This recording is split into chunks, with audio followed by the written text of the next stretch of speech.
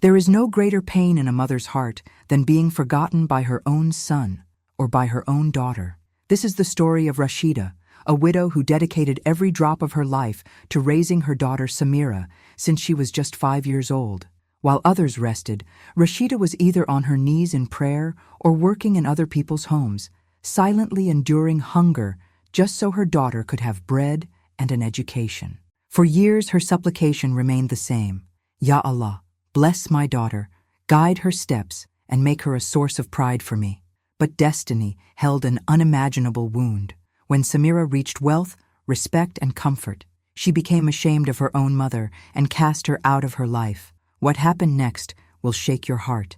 Before continuing with this tragic true story, write in the comments where you are watching from. I want to know how far these stories are reaching. Rashida was only 22 when fate struck her life like lightning. Her husband Ahmad collapsed one morning while building their future home. A massive heart attack took him away, leaving behind a pregnant wife and a half-finished house that would never see completion. Standing beside his grave, with her 5-month belly protruding beneath her simple black hijab, Rashida made a promise that would define the next 2 decades. Ya Allah, I will give our daughter everything Ahmad would have given her, she whispered to the cold headstone, her tears mixing with the morning rain. The early years were a symphony of struggle played in the key of determination. Rashida took on any job that would accept a young widow with a baby. She cleaned houses before dawn, her hands raw from scrubbing floors, while little Samira slept in a makeshift crib she carried from job to job. During lunch breaks, she would sit in public parks, nursing her daughter while eating bread and water, saving every penny for Samira's milk formula. When Samira turned 3, Rashida found work at a textile factory. 12 hours a day, she operated machinery that thundered like storms while her mind wandered to her daughter, who stayed with an elderly neighbor who charged half of Rashida's daily wage just for watching the child. Every night, Rashida would return home with aching feet and shoulders that felt like they carried the weight of the world, but she never let Samira see her exhaustion. Instead, she would light their single candle, sit beside her daughter's small bed, and tell her stories of princesses who conquered kingdoms through kindness and intelligence. Education is your crown, my angel, she would whisper, stroking Samira's dark hair. The winters were the hardest. Their small rented room had no heating, and Rashida would wrap Samira in every piece of clothing they owned, while she herself shivered through the nights. On the coldest evenings, she would hold her daughter close, singing lullabies while secretly praying that Allah would give her strength for one more day. Rashida's prayers were whispered in the darkness. When she thought Samira was asleep, she would kneel beside their shared bed and speak to Allah as if he were sitting right there beside her. Ya Allah, help me be enough for her. Help me give her the life she deserves. Let my sacrifices bloom into her opportunities. 5 times a day, during her prayers, Rashida would always end with the same supplication. Ya Allah, bless my daughter, guide her steps, and make her a source of pride for me. These words became as natural to her as breathing, as constant as her heartbeat. Samira grew up thinking the whole world operated on the principle of quiet heroism she witnessed daily in her mother. She learned to read by candlelight, her small finger following along as Rashida sounded out words from borrowed books. The local mosque's library became their weekend sanctuary, where Samira could dream of distant lands while Rashida mended clothes in the corner, always watching, always encouraging. Mama, I want to be a doctor, 5-year-old Samira announced one evening after Rashida had bandaged a cut on her knee with strips torn from an old bedsheet. Then you will be a doctor, my love, Rashida replied without hesitation, though privately she calculated that medical school would cost more than she could earn in 10 lifetimes. Allah opens doors for those who seek knowledge. Samira excelled in school because she understood that education was her mother's greatest gift to her. She studied by candlelight, her homework spread across their small wooden table, while Rashida worked late into the night, taking in sewing to earn extra money. The simple joys they shared were treasures to Samira. Friday prayers at the mosque, where Rashida would dress her in the nicest outfit they owned. Eid celebrations when Rashida would somehow find money for new clothes and special sweets, creating magic from almost nothing. Summer evenings when they would sit outside their door, Rashida braiding Samira's hair while they watched the sunset. During Ramadan, Samira would wake for suhoor with her mother, sharing simple meals before the day's fast began. Rashida would tell her stories of the Prophet's family, of strong women who faced hardship with grace and emerged victorious through faith. "You see, Ya Samira," Rashida would say during these precious pre-dawn moments, "Sayyida Khadija was a successful businesswoman, and Sayyida Aisha was a scholar. Islam honors women who use their minds and abilities. You can be anything Allah wills for you to be." But as Samira entered her teenage years, her awareness began to expand beyond their loving bubble. She started noticing how other mothers dressed, what other families ate for iftar, where other children went for school holidays. She began to see their poverty not as a temporary condition to overcome, but as a source of potential embarrassment. The first seeds of discontent were planted during her 15th birthday. Rashida had saved for months to buy Samira a beautiful hijab and dress for the school's Islamic cultural celebration. When Samira put them on, she felt like a princess. But at the celebration, surrounded by classmates in designer abayas and expensive jewelry, Samira suddenly felt the weight of her humble origins. That night, as Rashida helped her out of the dress, carefully hanging it up as if it were made of gold, Samira felt a confusing mixture of love and longing that she couldn't quite understand. She loved her mother desperately, but she was beginning to hunger for a life that love alone couldn't provide. When Samira turned 21, she had blossomed into a young woman of remarkable beauty and intelligence. Her years of dedicated study had earned her a scholarship to the regional university, where she studied business administration. It was there, during her final year, that she met Khalil al-Mansouri. Khalil came from everything Samira had always dreamed of, but never dared to voice aloud. His family owned the largest chain of halal restaurants and Islamic bookstores in 3 neighboring cities. His clothes were perfectly tailored, his mannerisms polished by generations of privilege, his future secured by inheritance and connections. When Khalil first asked Samira for coffee, properly chaperoned, as befitted their faith, she almost said no.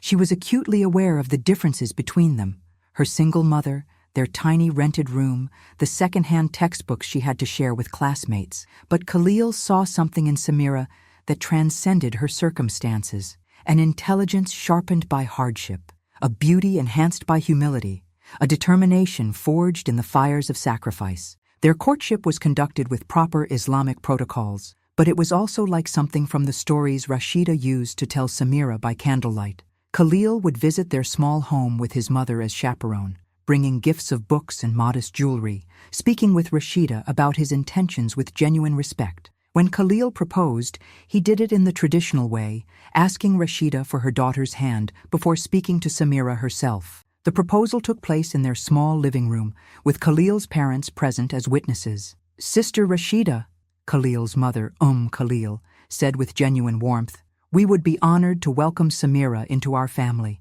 She is clearly a young woman of exceptional character, and that speaks to the excellent way you have raised her." "Are you sure you want to marry into our simple family?" Rashida asked privately, with the honest concern of a mother who had spent 21 years protecting her daughter from disappointment. "Auntie Rashida," Khalil replied respectfully, "Samira is the most extraordinary woman I've ever met, and you are the reason she became who she is. I would be honored to call you my mother-in-law." Rashida threw herself into the wedding preparations with the same dedication she had given to every aspect of Samira's upbringing. She sold her few pieces of jewelry, took on extra sewing work, and even borrowed money to ensure Samira would have the wedding dress of her dreams. She spent sleepless nights hand-stitching delicate embroidery onto the gown, each tiny pattern placed with the same love she had poured into every aspect of Samira's life. The wedding was beautiful, beyond Rashida's wildest dreams. As she watched Samira sign the nikah contract, radiant in the dress they had created together, Rashida felt a mixture of overwhelming pride and quiet apprehension. Her daughter was stepping into a world that Rashida could never enter, a life of privilege and possibility that had been built on a foundation of love and sacrifice. 3 months after the wedding, Khalil's father offered him the management of their flagship restaurant in the capital city. It was an opportunity that would establish Khalil as his father's successor and provide Samira with a lifestyle she had only dreamed of during those candlelit study sessions in her childhood home. The city was a revelation to Samira. Their penthouse apartment overlooked a sprawling metropolis that sparkled like scattered diamonds. Every room was larger than the entire space she had shared with her mother for 21 years. The marble bathrooms, the walk-in closets, the kitchen with appliances she didn't even know how to operate. It all felt like stepping into a movie she had watched but never imagined she could live. Rashida visited during their first month in the city, and Samira watched her mother's face as she took in the opulent surroundings. Rashida moved carefully through the rooms, touching surfaces gently as if afraid she might break something precious. "You belong here, ya Habibti," Rashida said, as they sat on the plush sofa overlooking the city. "Allah has blessed you with exactly the life I always prayed He would give you." But as the months passed, Samira began to see her old life, and by extension, her mother, through different eyes. Her new social circle consisted of women who spoke casually about vacations to Mecca for Hajj multiple times a year, who spent more on a single abaya than Rashida had ever earned in a month, who had grown up with maids and drivers and private Islamic schools. Samira found herself editing her stories when she spoke about her childhood. The poverty became humble beginnings, the sacrifices became strong family values, and Rashida's backbreaking work became my mother's dedication to family. She learned to speak in euphemisms that disguised the raw reality of their past. When the wives in her social group talked about their mothers, they spoke of charity committee meetings, Islamic women's study circles at upscale mosques, and shopping trips to exclusive modest fashion boutiques. Samira listened with a smile, but inside she felt growing discomfort when she imagined introducing Rashida to these women. How would she explain her mother's calloused hands, her simple clothes, her habit of speaking to Allah as if He were sitting right beside her?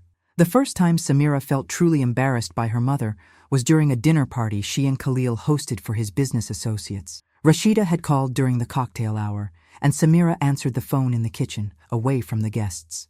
Rashida's voice, warm and loving as always, asked about Samira's day and mentioned that she was making dua for Samira's happiness. When Samira returned to the living room, one of the wives asked who had called. "Just family," Samira replied, the words feeling strange in her mouth. For the first time in her life, she had reduced her mother to a category, a simple explanation that required no further details. The transformation was gradual, but inexorable. Like a butterfly emerging from its cocoon, Samira was becoming something beautiful and refined, but in the process, she was leaving behind the world that had created her.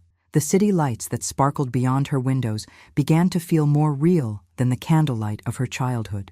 The first time Samira actively concealed her mother's existence was at a charity luncheon hosted by the mayor's wife to benefit Syrian refugees. The event was a showcase of the city's most prominent Muslim women, and Samira saw it as an important step in establishing herself as a member of the city's Muslim elite.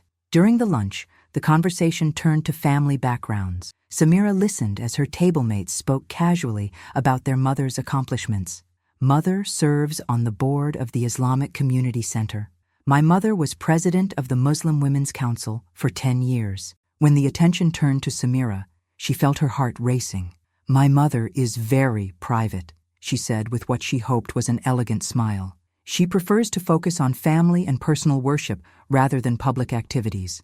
The half-truth slipped from her lips so smoothly that she surprised herself. The deception became easier with practice. When new friends asked about her family, Samira learned to redirect conversations or give vague answers. "I come from a very traditional family," she would say, or "My mother taught me the importance of sabr and gratitude." These statements were technically true, but they obscured the reality of Rashida's life. Samira began to dread her mother's phone calls, especially when they came at inconvenient times. If Khalil's colleagues were visiting, she would let the calls go to voicemail and return them later when she was alone. She told herself she was being considerate, but the truth was more complicated and painful. The breaking point came during Samira's second year in the city. Rashida had saved money for months to visit her daughter, wanting to spend Eid al-Fitr together. Samira agreed to the visit, but found herself filled with anxiety as the date approached. During Rashida's week-long visit, Samira found herself making excuses to avoid social situations. She declined invitations to Islamic women's study circles, postponed lunches with friends, and asked Khalil to handle business entertaining on his own. The most painful moment came when they were shopping together at an upscale Islamic boutique. Rashida had insisted on buying Samira a gift. As they browsed through the store, Rashida's wonder at the prices was innocent and genuine. But Samira found herself cringing when other shoppers turned to look at her mother's obvious amazement. When Rashida found a beautiful prayer rug and asked the price, her shock at the cost was visible to everyone nearby. "This costs more than I spend on groceries in 2 months," she whispered to Samira, not with complaint, but with pure astonishment. Samira felt her cheeks burn with embarrassment. That evening, as Samira watched her mother carefully fold the modest gifts she had brought from home, homemade mamul cookies, a hand-embroidered prayer mat, photographs of neighbors and friends, she felt a complicated mixture of love and frustration that she couldn't resolve. She loved her mother desperately, but she was beginning to see her as a relic from a past that no longer fit her present. Rashida represented everything Samira had overcome, everything that reminded the world that she hadn't always belonged in this rarefied atmosphere of wealth and privilege. The decision didn't come all at once, but built gradually over the months following Rashida's visit. Samira found herself screening her mother's calls more frequently, returning them at times when conversations would naturally be brief. She began to space out her visits home, claiming work obligations and social commitments that made travel difficult. The final catalyst came during Samira's 3rd year in the city, when Khalil was being considered for appointment to the city's Islamic Affairs Council.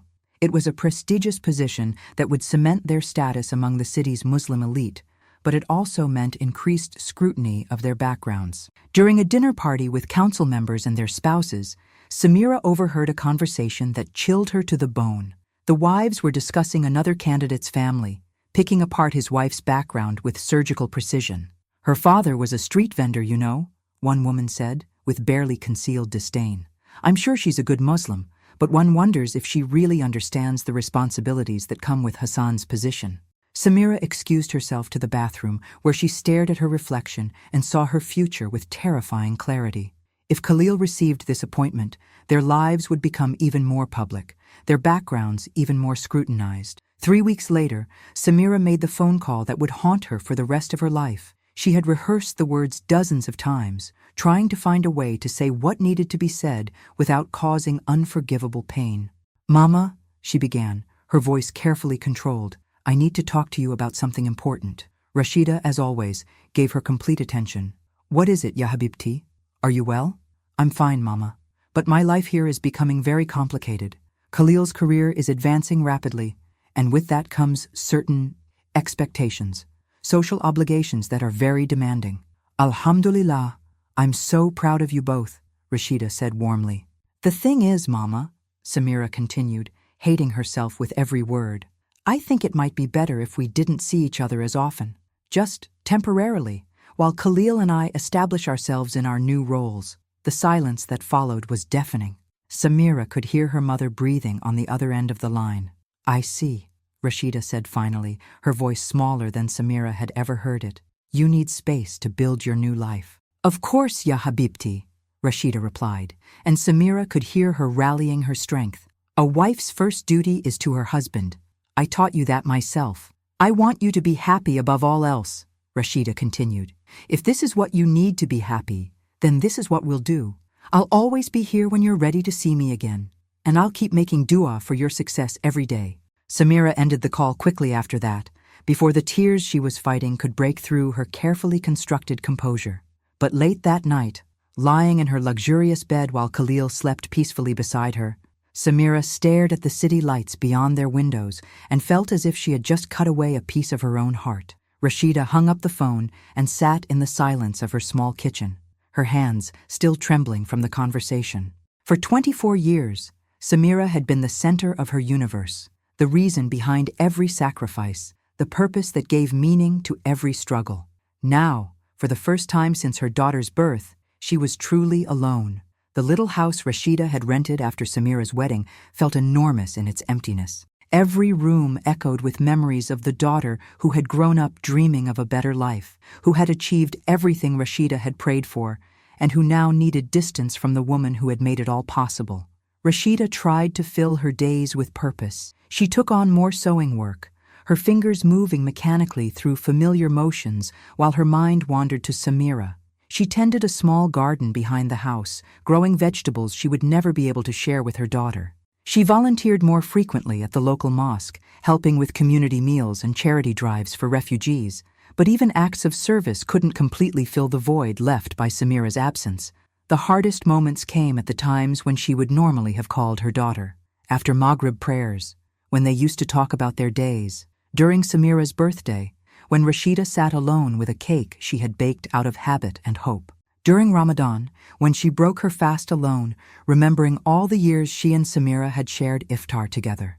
Despite this painful realization, Rashida never allowed bitterness to take root in her heart. Instead, she did what she had always done in times of difficulty. She turned to prayer with even greater devotion. Every morning before Fajr, she would spread her prayer rug and speak to Allah about Samira as if her daughter were still the little girl who used to sit beside her during evening prayers. Ya Allah, watch over my Samira, she would whisper into the pre-dawn darkness. Give her wisdom in her new life. Surround her with good people who will love her as she deserves to be loved. Help her to find happiness that satisfies not just her ambitions, but her soul. 5 times a day during each prayer, Rashida continued her lifelong practice of ending with the same supplication. Ya Allah, bless my daughter, guide her steps, and make her a source of pride for me. Even in her loneliness, even in her rejection, she never stopped asking Allah to bless the child who had turned away from her. Sometimes, Rashida would find herself praying for forgiveness, not for Samira, but for herself. Perhaps I didn't prepare her well enough for the world she was meant to enter, she would confess to Allah during her tahajjud prayers. Perhaps my love was too simple, too small for the greatness you planned for her.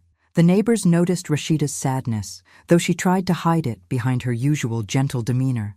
Sister Fatima, who lived next door, would often invite Rashida for tea and try to draw her out about Samira's life in the city. She must be so busy with her important husband, Sister Fatima would say, fishing for information about why Samira never visited anymore. Yes, very busy, Rashida would agree with a smile that didn't quite reach her eyes. Alhamdulillah, I'm proud of how well she's managing everything Allah has given her. Rashida never spoke about the separation directly, never complained about the infrequent phone calls or the cancelled visits. She protected Samira's reputation, even when doing so meant absorbing the neighbors' unspoken questions and judgments about why a successful daughter would so rarely see her mother. Months passed into years, and Rashida settled into a routine of solitary devotion. She kept photos of Samira throughout the house, updating them with the occasional professional portrait that arrived in Eid cards. During her nightly tahajjud prayers, when the world was quiet and the loneliness felt like a physical weight on her chest, Rashida would sometimes allow herself to remember the early years differently. Those memories were simultaneously her greatest comfort and her deepest source of pain, because they reminded her of what she had lost not through death or tragedy, but through the success she had spent her life trying to achieve for her daughter. Rashida first noticed the persistent cough on a Tuesday morning while tending her small garden. It was nothing dramatic, just a dry irritation that wouldn't go away despite the herbal teas and home remedies she tried. For weeks, she dismissed it as a seasonal ailment, continuing her daily prayers and routines while the cough gradually worsened and her energy slowly diminished. By the time she finally visited the local clinic, the doctor's expression told her everything she needed to know before he spoke the words. The X-rays showed shadows in her lungs that had been growing for months, maybe years. Cancer, aggressive and advanced. How long? Rashida asked, with the same quiet dignity she had brought to every crisis in her life. With treatment, perhaps 6 months to a year, the doctor replied gently. Without treatment, I understand, Rashida said, already calculating the cost of treatment against her meager savings and knowing the numbers would never balance. It is as Allah wills. That evening, Rashida sat in her small living room and thought about whom to call. Her finger hovered over Samira's number for a long time before she finally dialed. Samira answered on the 4th ring, her voice distracted and professional. Hello? Samira, ya habibti, it's Mama. They talked for 10 minutes about safe topics, Khalil's latest business expansion, the charity committee Samira had joined, the weather in the city. Rashida asked careful questions and made encouraging comments, playing her familiar role as the supportive mother who never burdened her daughter with her own problems. When they hung up, Rashida sat in the growing darkness and made a decision that would define her final months. She would not tell Samira about the cancer. Her daughter had worked so hard to build a life free from the limitations of poverty and struggle. Rashida would not pull her back into that world of worry and sacrifice, even now. As the weeks passed and her condition worsened, Rashida began to reconsider her decision to keep her illness secret. It wasn't fear of death that changed her mind. She had always trusted in Allah's plan, but a growing awareness that Samira might need the chance to say goodbye, to find peace with the distance that had grown between them. 3 months after her diagnosis, during the holy month of Ramadan, Rashida finally made the call that would bring her daughter home. Samira answered immediately this time, as if she had been waiting by the phone. "Mama?" "Ya Habibti," Rashida said, her voice weaker now but still filled with warmth. "I need to see you. There's something important I need to tell you." "What is it? Are you all right?"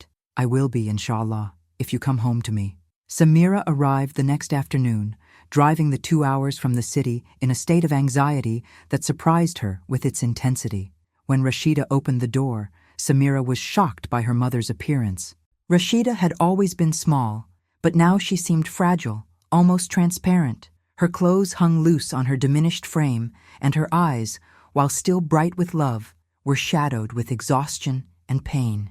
"Mama," Samira breathed, moving forward to embrace the woman who had raised her. In her mother's arms, surrounded by the familiar scent of rosewater and unconditional love, Samira felt something break open inside her chest. All the sophisticated defenses she had built over the years crumbled, leaving her feeling like the little girl who used to run to her mother for comfort after every disappointment.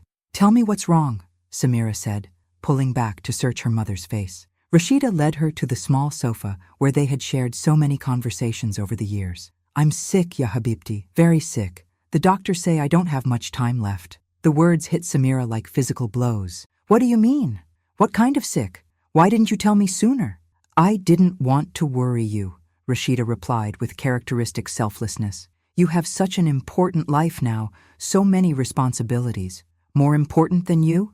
Samira asked, tears streaming down her face. "Nothing is more important than you, Mama. Nothing ever was." They spent the next hour talking, really talking, for the first time in years. Samira learned about her mother's financial struggles, her loneliness, her daily prayers for her daughter's happiness. Rashida learned about Samira's guilt, her fear that she had betrayed the woman who sacrificed everything for her, her desperate desire to make their relationship right again.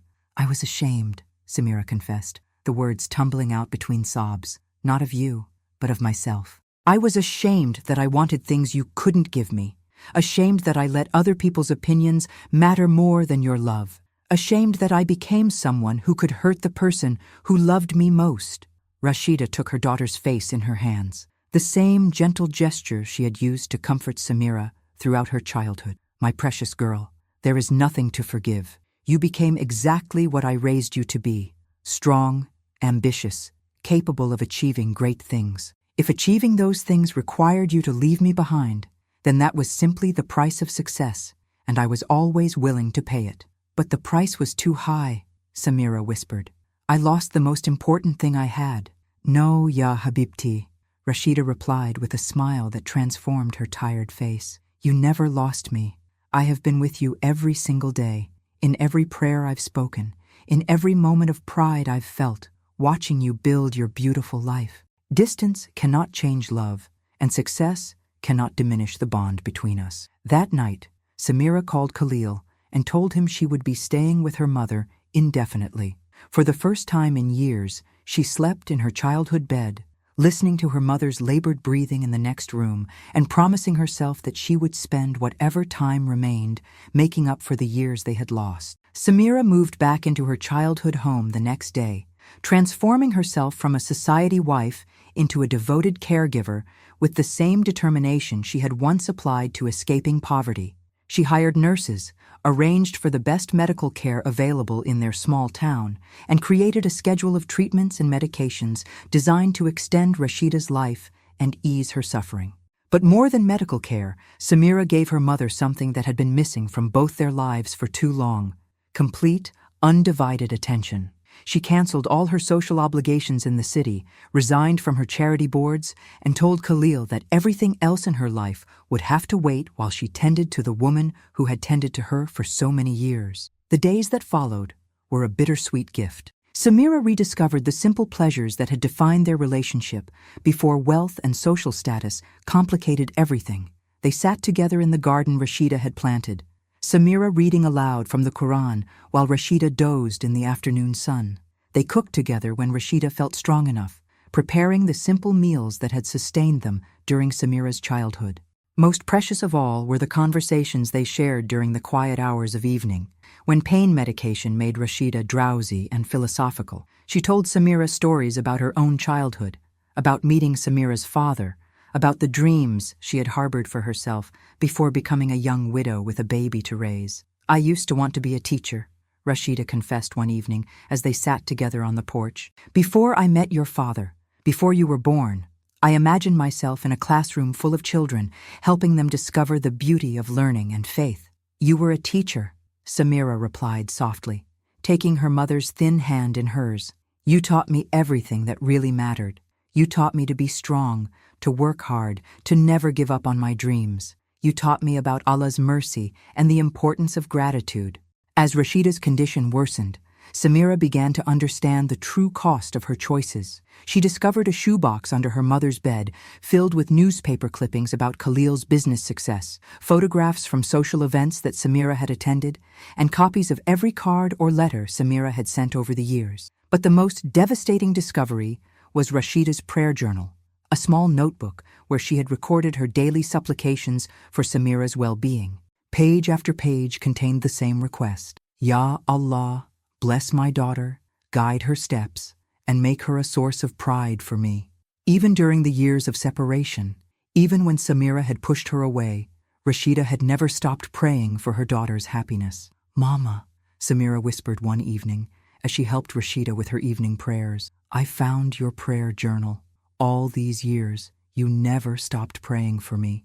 "A mother's prayers never stop," Rashida replied weakly. "Even when her child forgets her, even when her child is ashamed of her, a mother's heart continues to beat with love for her child. How can you forgive me? How can you still love me after what I did to you?" Rashida struggled to sit up, using the last of her strength to look directly into her daughter's eyes. "Because that is what mothers do, Ya Habibti. We love without conditions. We forgive without limits. We sacrifice without counting the cost. I loved you when you were a difficult baby. I loved you when you were a rebellious teenager, and I loved you even when you decided that loving me was too expensive for your new life." During Rashida's final week, she asked Samira to bring her the Quran her own mother had given her as a wedding gift. Together, they read Surah Al-Isra, verse 23. "Your Lord has decreed that you worship none but Him, and be kind to parents. Whether one or both of them reach old age in your lifetime, do not say uff to them or rebuke them, but speak to them in terms of honor." "I said more than uff to you, Mama," Samira sobbed. "I said terrible things through my actions. I dishonored you in the worst possible way." "Allah is merciful, Ya Habibti," Rashida replied, her voice barely above a whisper. "He knows the human heart is weak, and He knows that love sometimes requires forgiveness that seems impossible. Your repentance is sincere, and that is enough for Him, and it is more than enough for me."